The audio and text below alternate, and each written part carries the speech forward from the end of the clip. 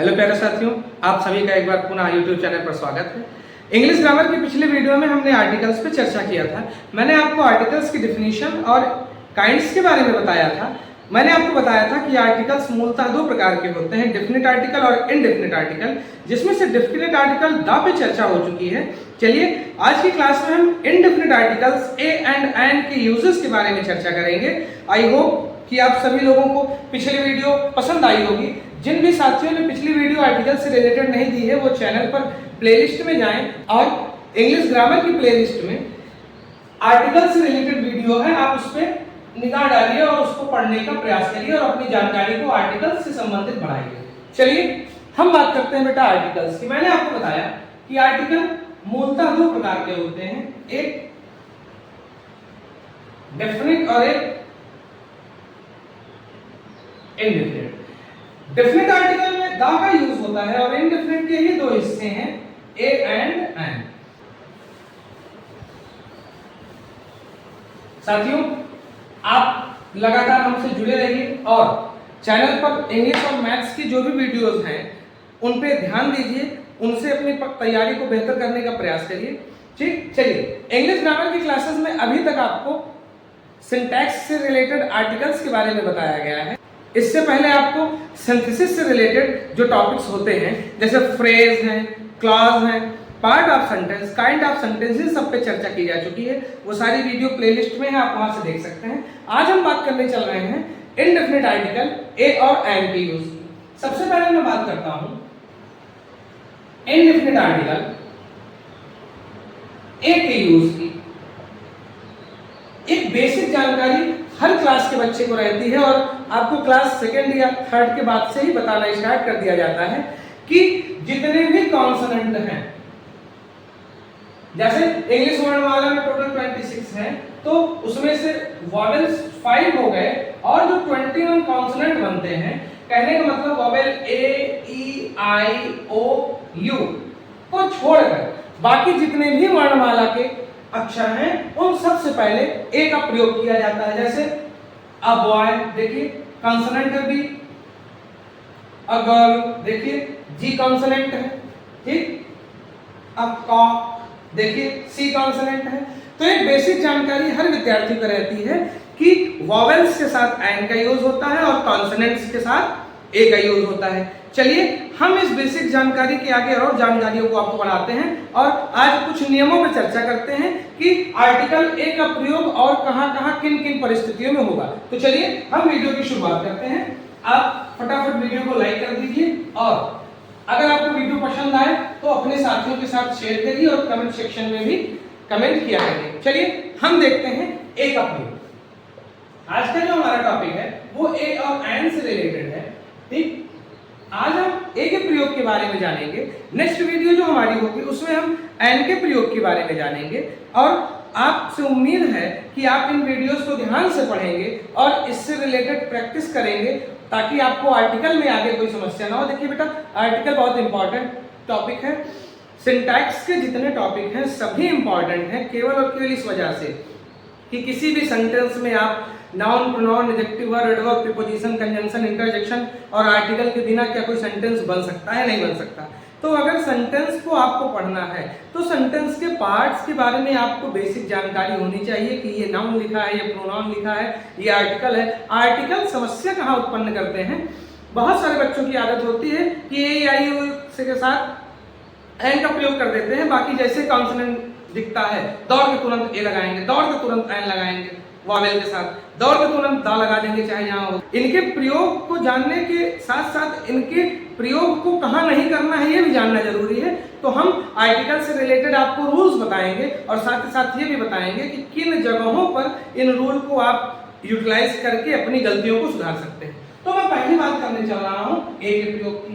पहला rule basic rule है, आपको पता है कि कॉन्सोनेंट्स के साथ ए का प्रयोग किया जाता है। ठीक, ये आपको एक बेसिक जानकारी जो बचपन से ही दी जाती है कि भैया ए, ई, आई, ओ, यू को छोड़कर कहां लगाइए? कॉन्सोनेंट्स के साथ लगाइए। और सिंगुलर और काउंटेबल नाउन से पहले, ठीक, कॉन्सोनेंट से पहले और सिंगुलर काउंटेबल नाउन से पहले। काउंटेबल मतलब जिन्हें गिना जा सके।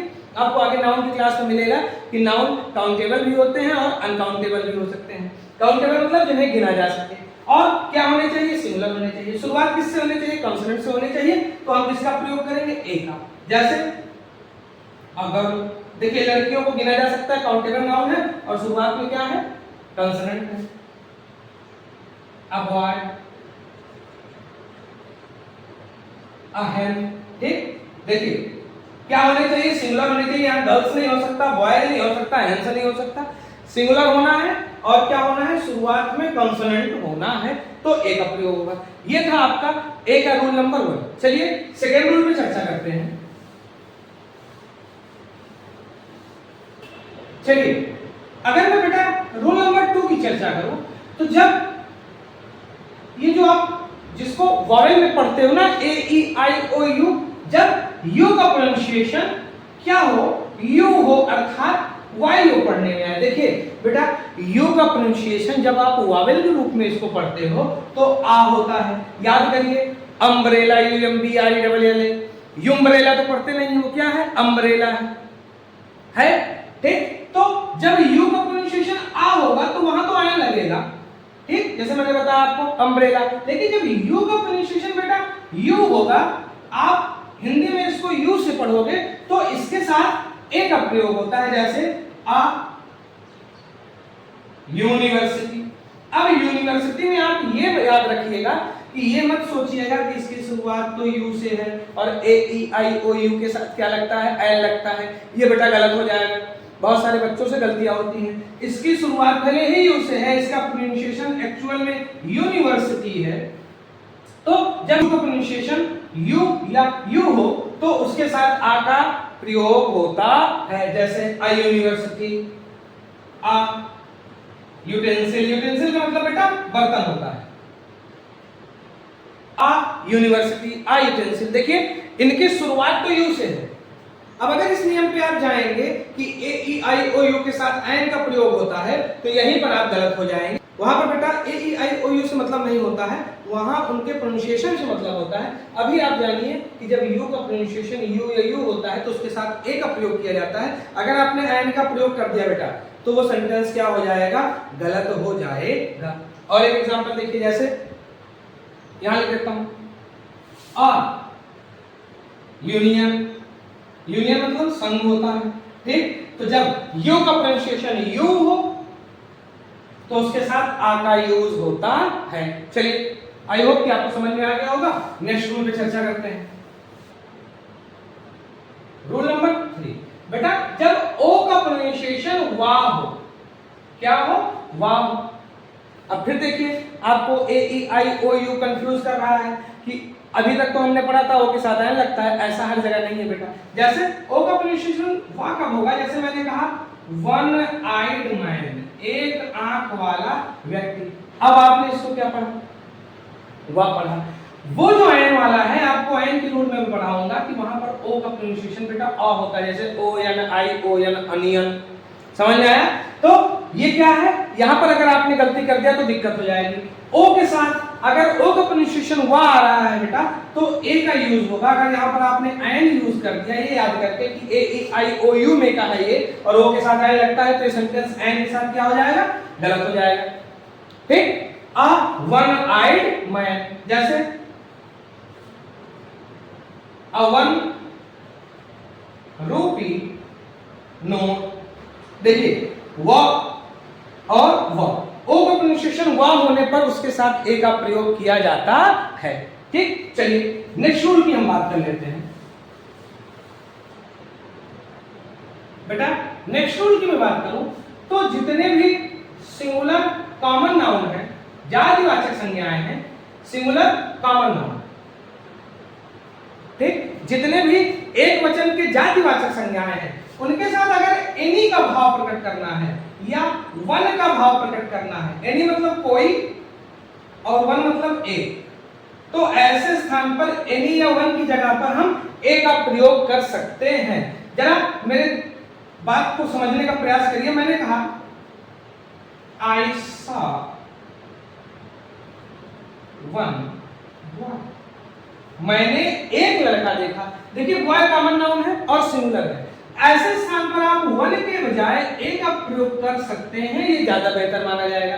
तो सिंगुलर कॉमन नाउन के साथ ठीक आप उसके स्थान पर आगे एनी या वन अगर सेंस रख रहा है, एक सेंस रख रहा है, तो ए का प्रयोग करेंगे, एनी या वन का प्रयोग मत करिए। ठीक, और एग्जांपल देता हूं, जैसे मैं कह सकता हूं कि अ किंग हैड डाइड। ठीक, देखिए किंग क्या है, कॉमन नाउन है। अब यहां पर आपको कहना हो कि एक राजा मर गया, वन का सेंस हो, या यहां पर आपका एनी का सेंस हो, कोई राजा मर चुका। ठीक, इन दोनों के भाव की जगह पर आप ए का प्रयोग कर सकते हैं।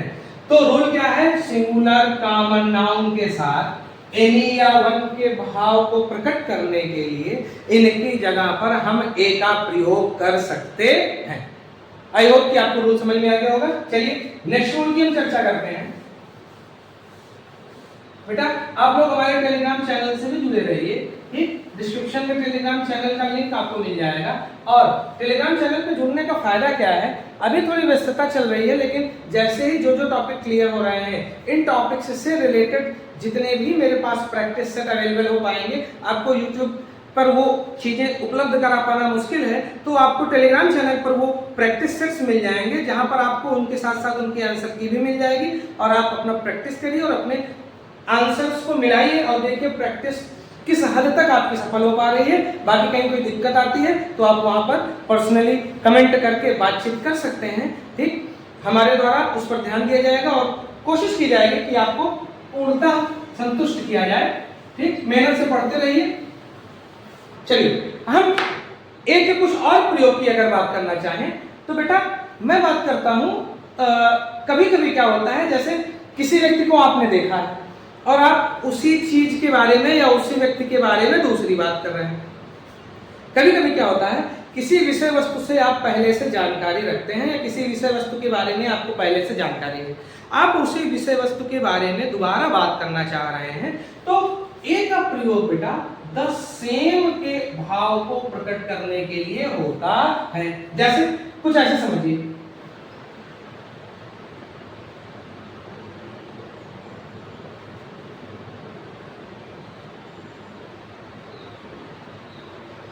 कह रहा है आई हैव अ बुक, मेरे पास एक किताब है, which was there, जो वहां थी। ठीक, आई हैव अ बुक, मेरे पास एक किताब है, which was there, जो वहां थी। अब ये जो है, ये आप कहीं मेले में गए, आपने कोई किताब देखा, किसी ने कहा भैया ले लो, आपने कहा नहीं आप नहीं लेंगे। फिर घर पे आया तो उसने पूछा यार इतनी बढ़िया किताब थी आपने लिया क्यों नहीं? कहा यार मेरे पास वो किताब है जो हमने वहां देखा था।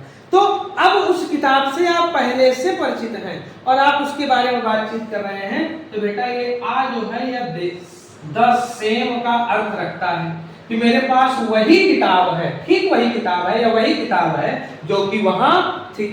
ठीक, तो द सेम के भाव को प्रकट करने के लिए ठीक ए का प्रयोग होता है। एक और एग्जांपल देखते हैं। मैंने कहा birds of a feather flock together, birds of a feather। अब क्या एक ही पंख की चिड़िया नहीं, एक ही प्रकार के पंख की चिड़िया, अर्थात एक ही ग्रुप की, एक ही कैटेगरी की चिड़िया। ठीक, अब जब झुंड उड़ता है तो अगर सारस का झुंड जा रहा है तो उसमें ज्यादातर सारस ही होंगे। ठीक, उनका झुंड रहता है, ऐसा है नहीं कि बीच में कोई कोयल कौवा घुस जाएगा। ठीक, झुंड की हम बात करते हैं तो वो सेम काइंड के होते हैं, चाहे हैबिट की बात करें या चाहे फिजिकल अपीयरेंस की बात करें। तो birds of a feather flock together, बहुत बढ़िया सी एक कहावत है, इडियम फ्रेज में आप इसके बारे में पढ़ेंगे। ठीक, कि एक ही प्रकार के पक्षी साथ साथ होते हैं। इसको ऐसे कहा जा सकता है कि एक ही बुद्धिमत्ता वाले या एक ही व्यवहार वाले व्यक्ति साथ साथ रहते हैं। जैसे एक कहावत है ना कि जैसे चोर चोर मौसेरे भाई सेम वैसे वाला, कि जो चोर है उसकी चोर से ही पटेगी। ठीक, पढ़ने वाले बच्चों के ग्रुप में ही रहते हैं, घूमने वाले हैं कुछ तो दिन भर घूमते हैं तो उनके साथी भी वैसे रहते हैं। तो birds of a feather flock together, इसका मतलब क्या है कि एक ही पंख के नहीं, एक ही प्रकार के पंखों वाले पक्षी अर्थात एक ही ग्रुप के पक्षी साथ साथ होते हैं। तो यहाँ पर ए बेटा द सेम का अर्थ रख रहा है। ठीक, तो द सेम के भाव को प्रकट करने के लिए हम ए का प्रयोग कर सकते हैं। आई होप कि आपको वो समझ में आ गया होगा। चलिए एक और रूल की जानकारी देता हूं। नेक्स्ट रूल बेटा, जब प्रॉपर नाउन का प्रयोग, कॉमन नाउन जैसा होता है, ठीक, तो वहां पर किसका, ए का प्रयोग किया जाता है। हम ए का प्रयोग ही पढ़ रहे हैं। अब प्रॉपर नाउन का यूज कॉमन नाउन जैसा कैसे होगा? ऐसे होगा कि प्रॉपर नाउन मतलब विशेष व्यक्ति वस्तु स्थान की बात। जब किसी विशेष व्यक्ति की पर्सनालिटी को किसी दूसरे के पर्सनालिटी जैसा बताया जाएगा तो वहां पर प्रॉपर नाउन कॉमन नाउन की तरह बिहेव करेगा। कुछ ऐसे समझिए जैसे he is a Shylock. Shylock बेटा एक क्रूअल मनी लेंडर की कहानी है, कभी आपको पढ़ने को मिलेगा या कभी हम इस पर चर्चा कर लेंगे। साइलाक की कहानी में क्या होता है, एंटोनियो और बसेनियो दो कैरेक्टर हैं। साइलाक थोड़ा सा एक मनी लेंडर रहता है जो थोड़ा उधार देता है और बदले में बहुत ही पूर्णतापूर्ण तरीके से अपने उधार की वसूली करता है, व्यक्ति की जान लेने तक पे अड़ा रहता है। ऐसे व्यक्ति को जो सूद पर पैसा देते हैं, ब्याज पर पैसा देते हैं या पैसा दे दिया और मांग रहे हैं कि नहीं दोगे तो जान से मार देंगे, तो ऐसे व्यक्ति को हम क्या कह सकते हैं, साइलॉक कह सकते हैं। क्योंकि साइलॉक अपने साथ एक कैरेक्टर, एक व्यक्तित्व, साइलॉक शब्द जो है वास्तव में एक ऐसे व्यक्तित्व का प्रवर्तक हो चुका है, ऐसे व्यक्तित्व को दर्शाने वाला हो गया है कि जैसे कि कोई ऐसा व्यक्ति हो जो एक तो क्रूअल होना चाहिए और एक मनी लेंडर होना चाहिए। आप ऐसे समझिए जैसे अगर आप किसी से बहुत पूछताछ करते हैं, कहता नहीं बहुत ज्यादा जेम्स बॉन्ड न बनो है, या कोई व्यक्ति गरीब होता है तो कहते हैं भैया एक तो एकदम सुदामा है बेचारे। तो कहने का मतलब सुदामा नाम जो है वो एक चरित्र को दिखा रहा है जो ब्राह्मण के साथ साथ गरीबता को दिखाता है। ठीक, जेम्स बॉन्ड एक कैरेक्टर को दिखा रहा है जो जासूसी की क्रियाविधियों में संलिप्त रहता है। तो कहने का मतलब बेटा कि साइलॉक यहाँ पर प्रॉपर नाउन ना होकर कॉमन नाउन जैसा बिहेव कर रहा है।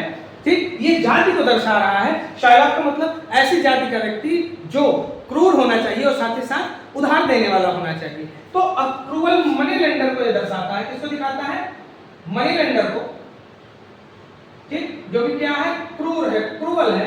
ठीक, तो इस वजह से जब किसी प्रॉपर नाउन को हम कॉमन नाउन जैसा प्रयोग करते हैं, भैया ये तो एकदम गांधी है, एक तमाचा मारो दूसरा गाल क्या करते हैं आगे कर देते हैं। ठीक, तो अब कोई व्यक्ति गांधी कह देने से मतलब क्या है, तो उसको तुरंत चश्मा लग गया, डंडा लेके चल रहा है, बाल वाल गायब हो गया, एकदम गांधी जी जैसा मान व्यक्ति उसका हो गया, नहीं। किसी क्रियाविधि में वो उनकी जैसी समरूपता प्रदर्शित कर रहा है तो हम प्रॉपर नाउन को कॉमन नाउन जैसा यूज में ले आते हैं किसी बात को कहने के लिए। ठीक, तो जब प्रॉपर नाउन का यूज कॉमन नाउन जैसा होगा तो आप उसके साथ आ का प्रयोग निश्चित रूप से करेंगे। ठीक, चलिए नेक्स्ट रूल पे चर्चा कर लेते हैं। आप इससे रिलेटेड और सेंटेंस खुद से बनाने का प्रयास करिएगा। कोई प्रॉब्लम आती है तो कमेंट सेक्शन में हमें बताइएगा। ठीक, नेक्स्ट रूल की बेटा हम बात करें तो आपने एक शब्द सुना होगा प्रति, इसे इंग्लिश में पर कहते हैं। जैसे 10 रुपया पर केजी, 20 रुपया पर केजी, या हिंदी में कहते हैं भैया आम क्या रेट है, भैया 40 रुपया प्रति किलो। उसे प्रति को हम इंग्लिश में पर कहते हैं। प्रति के भाव को प्रकट करने के लिए ठीक हम कहा करते हैं, ए का प्रयोग करते हैं। ठीक, तो ए का प्रयोग पर या प्रति के रूप में किया जाता है, प्रति या पर के रूप में। जैसे अगर मुझे कहना हो कि मैंगो इज शायद 50 रुपये में बढ़िया मिल रहा है तो 50 रुपये पर केजी, तो इस पर के भाव को प्रकट करने के लिए मैं पर ना लिखकर आ लिख देता हूं तो मेरा सेंटेंस गलत नहीं होगा। तो प्रति के भाव को प्रकट करने के लिए पर के स्थान पर हम आ का प्रयोग करते हैं। ठीक, एक और एग्जांपल ले लेते हैं। जैसे मैंने मैंगो की बात कर लिया, अब मैं टोमेटो की बात कर लेता हूं। टोमेटो इज 40 रुपये आ केजी, ठीक, तो पर के स्थान पर आ का प्रयोग किया जाता है। पर अर्थात प्रति, प्रति के स्थान पर आप ए का प्रयोग कर सकते हैं। ठीक, आई होप आपको समझ में आया होगा। चलिए नेक्स्ट रूल पे चर्चा करते हैं। नेक्स्ट रूल की बात करूं तो बहुत सारे बेटा इडियोमेटिक फ्रेजेस हैं जिनके साथ ए का प्रयोग होता है।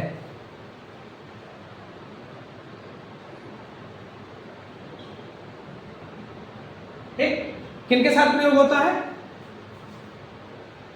इडियोमेटिक फ्रेजेस के साथ बहुत सारे हैं, कुछ पे हम चर्चा करते हैं। बाकी आप जिस स्तर के विद्यार्थी होंगे, चाहे हाई स्कूल स्तर के, चाहे इंटरमीडिएट के स्तर के, या चाहे उससे ज्यादा के, आपको आगे जितना भी आप पढ़ते जाएंगे, आपको जितनी भी क्लासेस मिलती जाएंगी, कहाँ पर कौन सी चीज कैसे प्रयोग की जाए बताता जाऊंगा।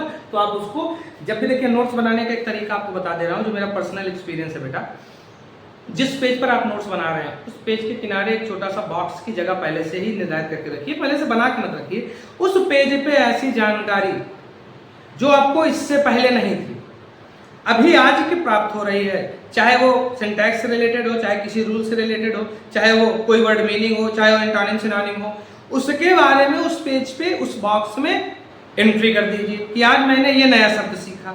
क्लास ओवर होने के बाद उस पेज को आप ओपन करिए और उस शब्द से रिलेटेड जितनी भी जानकारी आप डिक्शनरी के माध्यम से या किसी अन्य स्रोत द्वारा पा सकते हैं बेटा, उसको आप कलेक्ट करिए। इससे आपकी वर्ड पावर स्ट्रांग होगी। जितने ज्यादा से ज्यादा आपको वर्ड मीनिंग याद रहेगा, उतना ही आपकी इंग्लिश बेहतर होगी। चलिए हम कुछ इडियोमेटिक फ्रेजेस की बात करते हैं जिनके साथ आ का प्रयोग होता है। जैसे आपने सुना होगा अचानक, ऑल ऑफ अ सडन। अब यहाँ आप 10 सेकंड आप नहीं लगा सकते, ऑल ऑफ एंड सडन नहीं लगा सकते।